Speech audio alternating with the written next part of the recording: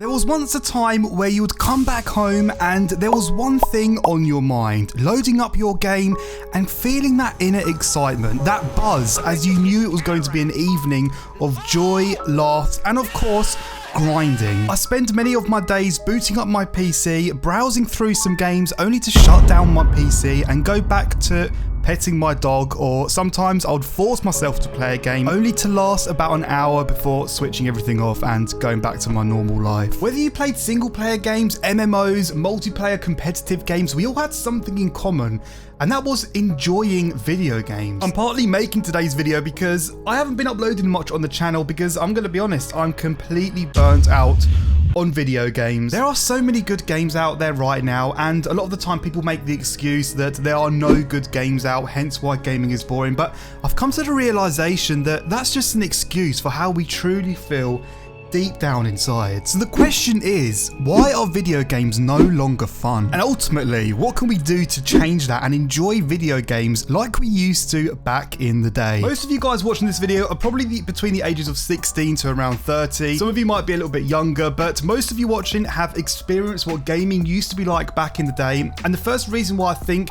gaming doesn't feel the same as it did is because of nostalgia. Nostalgia is almost like a disease. We cannot remove nostalgia from our brains, and we tend to always use nostalgia as a way of comparing gaming now to how it was back in the day. It's not games that were better back then, it's the fact that our lives were completely different. Call of Duty is a really good example. Everyone says it's not the same as it once was, but the fact is, all of these young kids that are playing Call of Duty now, in 10 years time, they're going to look back at games like Black Ops Cold War, and they're going to say that those games were the best. I know that sounds crazy for some of us people that have played Modern Warfare 2, Black Ops 2, MW3, but honestly, that's what kids are going to do in 10 years time from now. I'm not joking. That's just how the cycle works, right? And as you're seeing these Call of Duty reminders in the background of the video, you're not only thinking about the Call of Duty games that we used to play, but you're also thinking about the specific school you went to, the specific friends that you had back then. It's all coming back to you. The friends that you used to play long hours with, that girlfriend that you had in high school if you were one of those lucky people. I myself was one of them nerds that just hung around in the corner talking about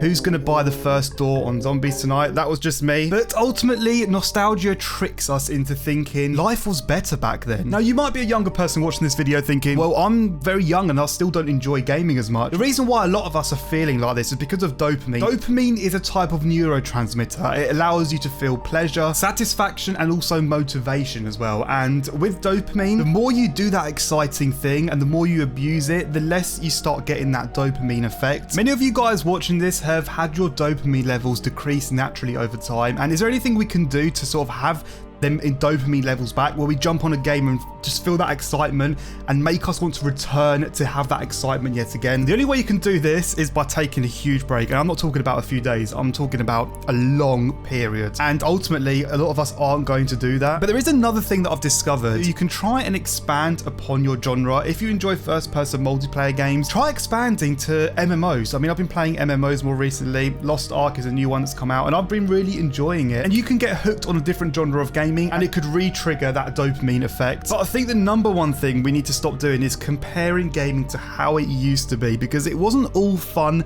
roses and daisies, and nostalgia obviously doesn't help with that. And we live in a world where we start criticizing games before they even come out. There are a lot of games that have let us down. You've got Battlefield 2042, which didn't really release in its best state, and let's be honest, that was a little bit of a flop. Call of Duty Vanguard isn't really the best. Cyberpunk, which launched a year and a half ago, also didn't go down too well. You've got loads of games that just haven't helped us along this journey, and games aren't really unique now. But the main thing I want you guys to take away from today's video is that we are all in the same boat. I am also feeling the same as you watching this video. You could be watching this video and you could be really enjoying gaming. In that case, I'm so happy for you, also jealous. But me personally, I'm feeling very burnt out of video games. And that's why I wanted to make today's video, because I also haven't been uploading much on the channel and I wanted to basically explain why. But I think we need to let go of the past and we need to just learn to take a step back and try and enjoy what we've currently got, because gaming isn't in a bad state. Graphically, gaming has gone a really really long way. It's also got a long way in terms of crossplay. We never had crossplay back in the day.